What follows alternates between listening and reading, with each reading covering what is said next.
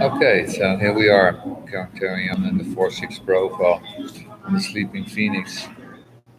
I think the most interesting thing for me in the writing of this 4-6 in this configuration, there's a part of him that deeply wants to escape the right angle and be the left angle. Because the left angle is different. It's like I'm not into sleeping, I'm into duality. So one of the things that you see in the Sleeping Phoenix when you get to the fourth line is that they get this shift.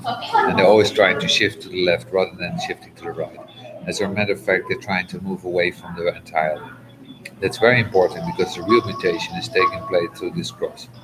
It's not taking place through the juxtaposition. It's not taking place through left angle.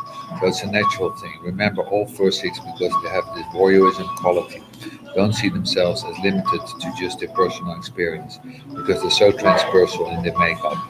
They're always trying to look at the world around them. And then looking at the world around them, they stop putting all the focus on their own personal process. One of the most difficult things of the 4-6 and finding its equilibrium in life is that the equilibrium is balancing its social capacity and its social focus with the need to truly work on itself. The 4-6 in this configuration is deeply aware of the fact that doing doesn't lead anywhere. It sees. It sees it. It doesn't mean that it does anything about seeing what it is to see, because it isn't. One of the things about the 4-6 is that they're always going to be with their own type, their own kind in that sense. After all, the whole structure is a tight community of influence. And we know that the 4-3 stage of the Saturn cycle, they're going to make their deepest mistakes in terms of who they associate with. What they're going to see is what happens to this drive for busyness of theirs, because they're going to end up being busy with all kinds of things that they're going to discover are not productive. And they're not productive for them, but they're going to see that other people are always trying to latch onto them and keep them involved in its access to their energy. The one thing that interesting about the 4-6 sleeping phoenix is that they stay in a way of pretending it's asleep when it's not. The 4-6 sleeping phoenix is lying in bed as a child and it's wide awake. Here's the mother coming into its room and it immediately closes its eyes and pretends it's asleep. And then mother goes away and it opens up its eyes. It's very busy trying to figure out what goes on when it's supposed to be asleep. As a matter of fact, the 4-6 looks like they're really sleepers at this level, and they're actually much more alert than the others, much more aware of how blind this energy movement is, how blind this doing is. In sexuality trainings, I talked about the nature of the sacral center, and the sacral center is about availability, whereas the emotional center is about drive in our sexuality. And when you're looking at availability in the sacral, and you look at the 34 gate, the 34 gate says, "Oh, I'd love to, honey, but I'm busy." They're always busy, so you can see that when you're dealing with a 4-6, it really means like the dysfunctional. That 4-6 sleeping beings who have very limited sexuality in this life. It will appear to be closed off to all other things, but it will be a great pornographer. It will be somebody that will collect the images or whatever the case may be. In other words, it looks like they're really asleep, but they're not. They're not at all. Then the juxtaposition class of the now. The 4-1. Let's enter into the divine world of the now. When you enter into the divine world of the now, you get something that is really, really unusual. You look over there. You look over to that cross that has two definitions, and these two lines are the two oppositions of the wheel. Aside from the 4323 that produces the dual definition, so this is a very unusual configuration. Whenever you see the configuration, this was the original mating and reproductive time of humans. This goes back to understanding that we are intended to come into the world and intended to come into the world with certain configuration. We were intended to come into the world with the combination of these three channels: 4323, 2034, 4037. These are more and more of these 20 years, thousands years ago. But if we could think of in those terms that there as today as a comparison in the population as percentages. This brings us to 4037. It brings in the 4037 at the unconscious level. It's a very unusual juxtaposition cross. The whole thing is the now. And what does busyness serve in the now? The only thing busyness can serve of value in the now is the tribe, the family, the paramount, the community. In other words, it's something very important to recognize that our busyness is the simple sense that is person. And what we're looking at the 34, we're looking at the archetype of purposeless. You know what I mean by the word they don't have any purpose? They just don't want to be busy. And the 43rd says, no, no, no, no. You can only be busy based on the part. What's the deal here? You're going to be busy for nothing, you're an idiot. If you want to be busy for nothing, come work for me. I'll give you busy for nothing. I'll give you more nothing than anyone has ever given you before. You just be busy for me. It's one of the great relationships. This is how the tribe expanded its gene pool. You have the 40-37 on one side saying, I want my daughter or my son to marry one of those because I need to build another building on this property. When you're dealing with the concept of now, you cannot deal with mundanely.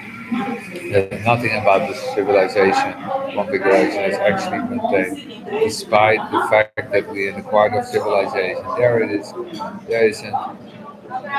Thank you, May May. I'm already eating it there, supporting you all the way. It? I love it. Yeah? Yeah. It's not what you order, but they also have the one that you know what you order. Yeah. You know what you order. Looking great. Yeah, go on.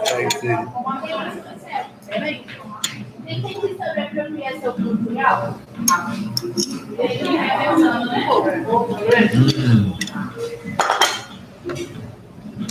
So when you're dealing with the concept now, you cannot deal with that mentality. There's nothing about this configuration that's actually mundane. Despite the fact that we're in the quad of civilization, there isn't. The only way to form to confine is the true nature of a true surrender. This whole business about generators being slaves, the awakened generator is a builder. We don't know what it is to live in a world where generators are building and are operating efficiently and are creating what is correct for them and for all the others who are dependent on the world that they just face. It's all about surrender. I'm somebody who takes very deeply into myself, the sense of the importance of non-interference in life, the nature of being, the way in which it all works. I find that the moment that you identify in the moment that you lose your surrender to the now. And the surrender in the now for me is not about time, it's about place. Most people think of the now as a time, but what I'm trying to show you is that you're here, it's not, it's a place. It's a place between this and that. There's always in the Maya this and that. And yet, in truth, there's a place. There's a place that is neither this or that. It's the line of your trajectory in geometry in space. It's the perfection of who you are. And this whole business about the now is now about recognizing that there's a focus you have to have in the moment. I know people's design. If you're 20, it's part of your trip. It's not everybody's trip. It's not about you being conditioned into the physical recognition of the now, and that you abandon as an abstract your past, or you abandon as a logical being your future. No, no, no. This is not about time. It's about place. We are always in the right place at the right time. Always. Despite the lies, the foolishness, the nonsense of our self-reflective consciousness, we're still killer monkeys. We're not so smart, and we fixated on time. It's like I teach people about that. This is not a time. It's a place. It's a place you go to. Everything is moving in space. Everything. That waits for you. And not as a time, but as a place on the horizon. It's there. You get to the door, you go through, and you're gone. It's just a place. And surrender is just a place. It's just a place between the this and the that. We're all of it. This is the costume of life. The this and the that. The black and the white. The right and the wrong. And in order to be here and the now, we have to surrender to the place. That you're in the right place. That you're in the right you being in the right place, and that while you're being in the right place, that you're going to live your life. You're going to be correct. You're going to live what is correct. They're good salespeople for the now. But unfortunately, they're not self-sells the now as a time. Oh yeah, it was really nice of Ramdas to give us that little morsel.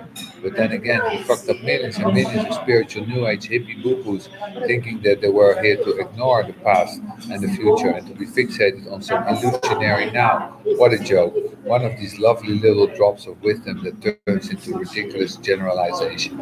I'm a 20. I know the now, and I know its place. I know its place without resistance. That's all. It's a place without resistance. You only meet resistance if you're caught up in this, and that. My spirit isn't caught up in this and that. So there is no resistance. That's the place. That's the smooth geometry. This magical line, like the point between the breath and the breath out. This magical place where you coast and you're resistance free if you're not selling some false illusions of time. The greatest hope that the whole illusion has nothing to do with the 20, it has to do with the logic, people. Time, after all, is the 15.5, and has nothing to do with individuality. The whole individual process of mutation is based on the fact that things happen between times. There's no time to the individual. There's no time to a logical being. There's no slice of the rotation of the earth. There's the slice of the movement around the sun. There's no movement around the sun. The Earth doesn't dissolve anyway. You're losing me there. They have to diagram it, pattern it, lock it, and tell it what it is. The mad people that divided the world into time zones. Well, let's measure all this and pattern it out, and then we're going to know. Being in the now is not about time. It's all about being in the now. Very simple.